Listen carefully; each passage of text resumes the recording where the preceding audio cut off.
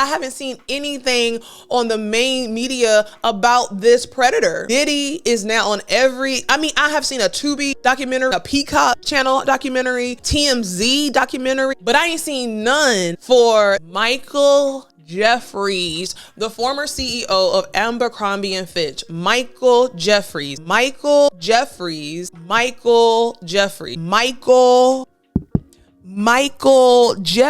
What's coming? All right, y'all, I'm gonna play two videos for you. That are extremely important. Welcome to another episode of the That's Scary with Melanie P podcast. I'm your girl, Melanie P. And as you can see, that rhymed. I'm on a mission today. Make sure you hit that subscribe button, okay? Make sure you join the Melanie P community. It's all love and happiness and joy and education and communication and us helping each other out over here. Lord, child. I wash my hair and it's a little puffy. But let's get to it because I got something to show y'all. Now, I'm going to play y'all two videos. And let me just say, like I always say, we ain't got to agree, but we can have some healthy conversation. Now, let me play you this first video. And I'm going to turn this all the way up. And we're going to watch this video. We're here today to announce the arrest and charging of 3 defendants. It was a stunning announcement. Former CEO of Abercrombie and Fitch, Michael Jeffries, Matthew Smith, and James Jacobson. The former CEO of one of America's most celebrated brands, Abercrombie and Fitch, arrested along with his romantic partner and a business associate. Their sex trafficking and prostitution enterprise lasted at least from the end of 2008 until early 2015. They spent millions of dollars on a massive infrastructure to support this operation and maintain its secrecy. Jeffries, who stepped down from Abercrombie in 2014, is accused by law enforcement of using his power and wealth to traffic and sexually exploit more than a dozen young men around the world, many of them aspiring models. The 16-count indictment includes charges of sex trafficking and prostitution. At the heart of the case, the allegations of 15 John Does. So it's jaw-dropping and shocking in every twist and turn of this case. We've seen R. Kelly go down on similar charges, and in the Southern District of New York, Sean Combs is facing the exact same charges. All right, now, so you saw this video, and now I'm going to play another video for you, and we're going to compare the two. We're just going to compare the two. But she's sharing new allegations about Sean Diddy Combs. Eva Pilgrim spoke with her. Good morning, Eva. Good morning again, George. He was one of the most powerful people in the entertainment industry, but now music mogul Sean Diddy Combs is behind bars on sex trafficking and racketeering charges. This morning, Dee Woods, one of the members of Danity Kane, sharing what it was like to work for him. This morning, with music mogul Sean Diddy Combs' criminal trial just months away. That's what I'm talking about. I did a great job today, ladies. Some of those who worked closely with the hitmaker describing for the first time their experiences. Dee Woods shot to fame as 1/5 of the chart-topping girl group Danity Kane after starring on MTV's popular reality show, Making the Band 3. The day we were chosen, I was like, it's bad boy for life, baby. She says what should have been a dream come true quickly became something else, alleging Diddy created a verbally abusive work environment. I'm curious why you decided to speak up now. I would say that this moment now is a time where I feel like my experience, my truth will really be heard and actually considered and believed. Dee Woods sharing her story as part of a new investigation discovery docuseries, The Fall of Diddy. From the outside, he was this mogul. He was this guy who, could make your dreams come true. Unsettling scenes like this, a reminder of what it was like on Making the Band. What's your stomach looking like? For real, are you feeling a little thick? I always feel thick next to these skinny chicks. You like a burger or eggs? He did it in different ways with all of us. Picking and prodding and just a way to chip and knock away, but then praise you. I see myself standing in those dark, scary, predatory spaces and hearing somebody say some of the most degrading things to me. How was it predatory? Somebody constantly treating you like a piece of meat, only valuing you for your sex appeal.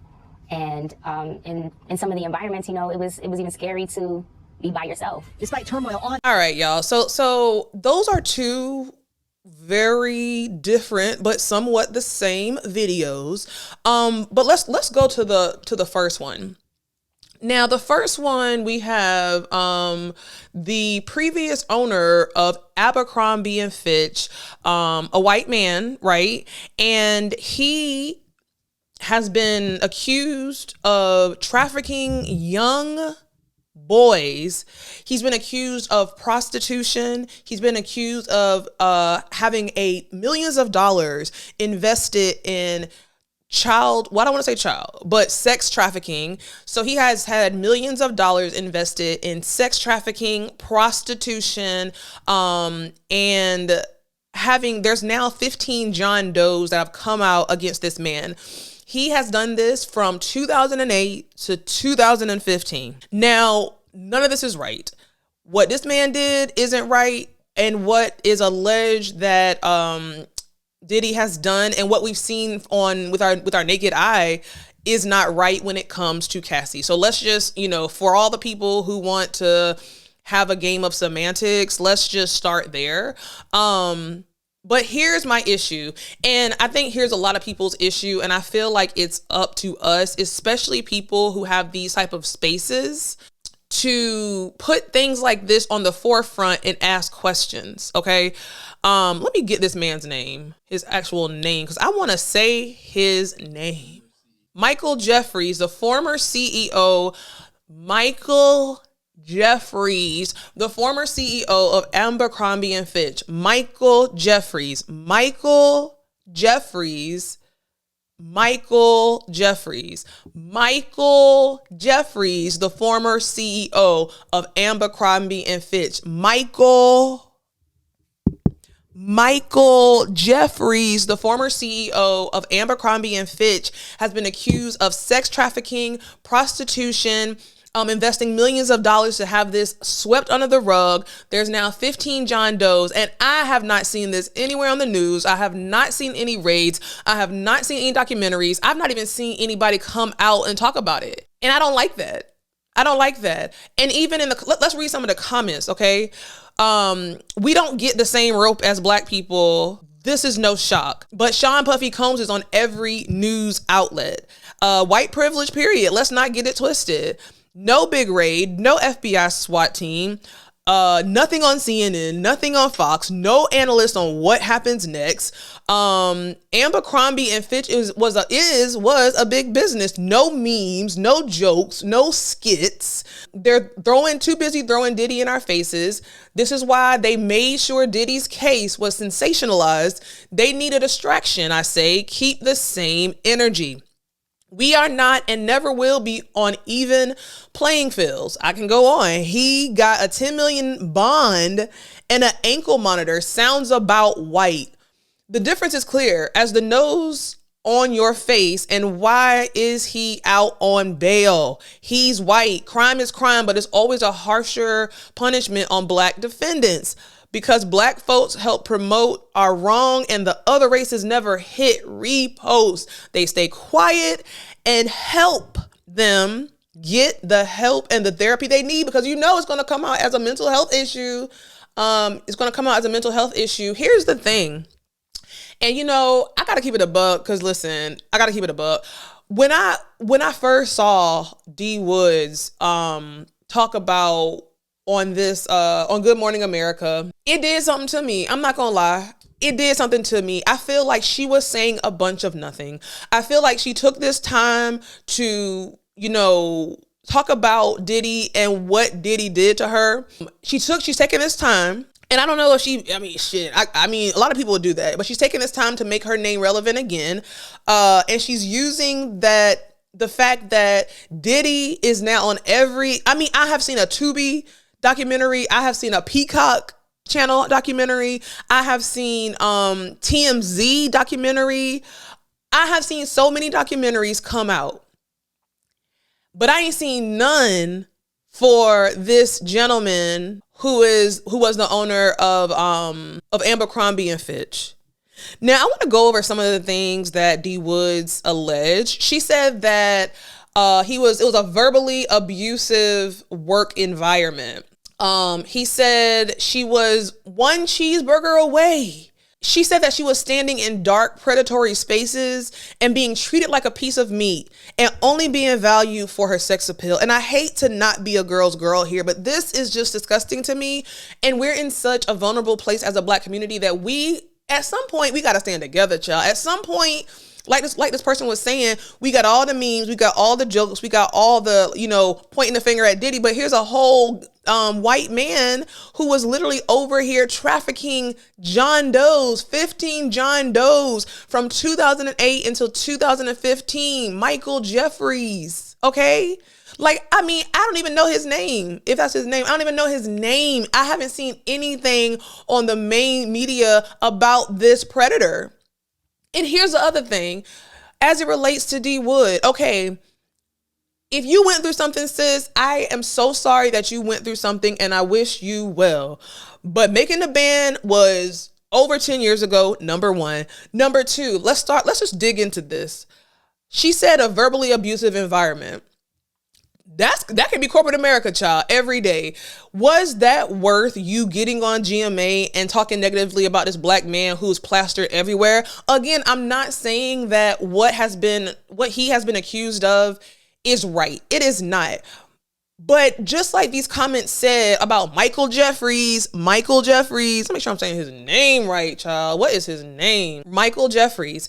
Now, Michael Jeffries is out here doing all types of sick stuff to his victims, but nobody is singing. Nobody is singing about this. Black people, we will tear each other down. But let's dig into it. So, verbal abusive work environments. Was it worth going on GMA?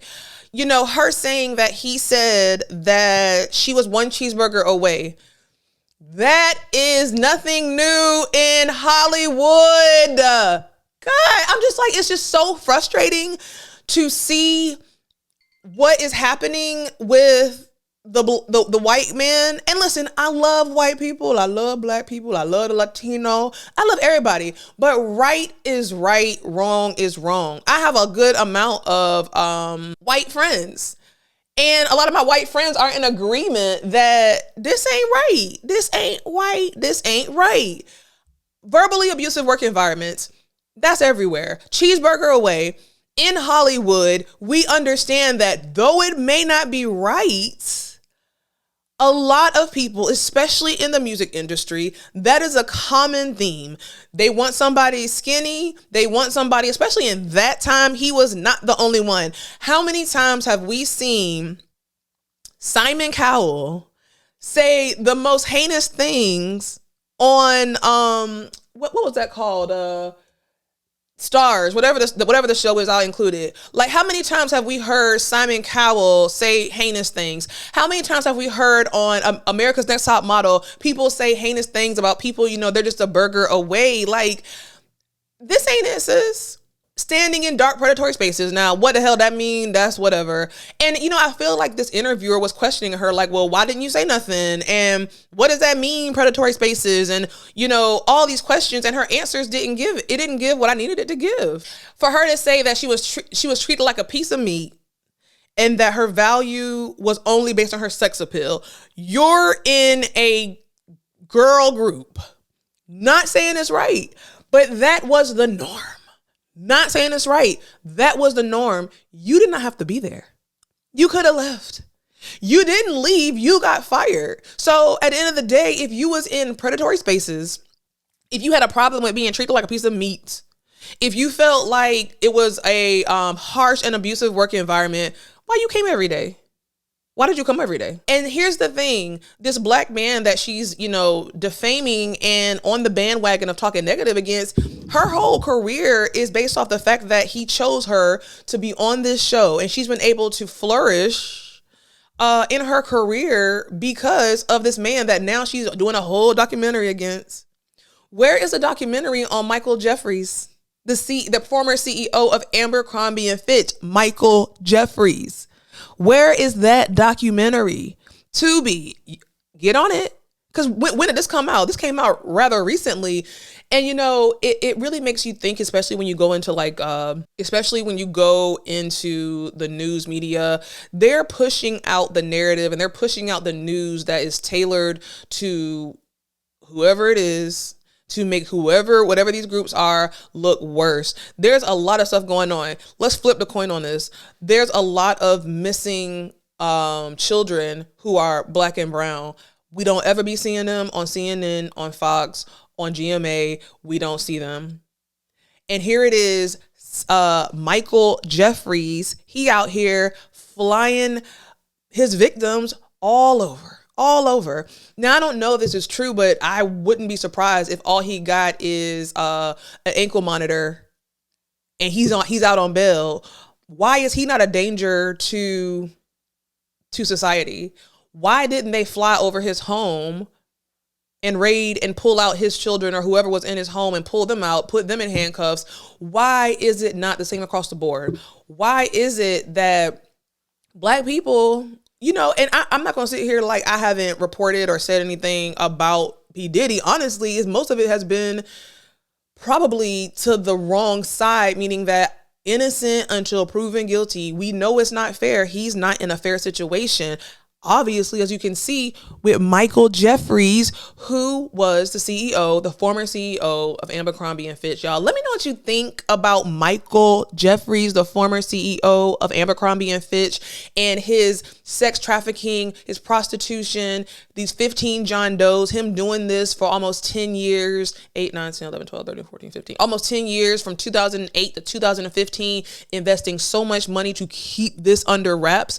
Where are those documentaries? Where is his security person? Because we've seen Puffy's ex-former security on every damn documentary that you can see talking about Puffy. Where is him? Where is Michael Jeffries? Where's his friends and his victims and the family of his victims? Where are they? Where are the memes? Where are the jokes? Where's all the commentary from the Shade Room, from even our media outlets? Where is all that commentary? Now, the Shade Room can go to the inauguration and be saying all that kind of stuff about Trump, but here's a real life unfairness in our faces with Michael Jeffries, the former CEO of Abercrombie and Fitch, and I ain't seen that nowhere but in one place. Let me know what you think, y'all. Make sure y'all hit that subscribe button, and I will see you on the next episode.